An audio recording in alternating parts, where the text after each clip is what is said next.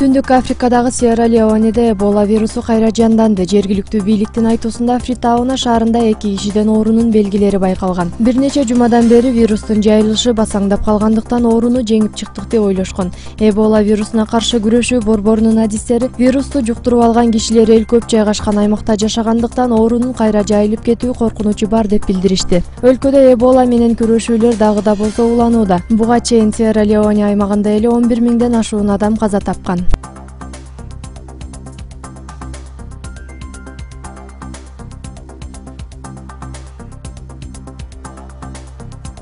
23 күнү кечке маал 02 номерине анонимдик коңгуроо келип түштү. Анда Орусиянын борбордук ооруканаларынын биринде жарылуучу зат орнотулгандыгы тууралуу кабарланган. Билдирүүдөн кийин медициналык борбордон 300гө жакын кишилер эвакуацияланды. Белгиленген жайда атайын адистер тинтүү жүргүзүп, эч кандай жарылгыч зат коюлбаганын билдиришкен. Иликтөө иштеринин натыйжасында мындай жалган чакырууну ооруканада дарыланып жаткан 11 жаштагы өспүрүм жасаганы маалым болду. Баланын ээн баштыгынан иликтөө иштерине жумшалган чыгымдар үчүн ата-энеси административдик жоопкерчиликке тартылды.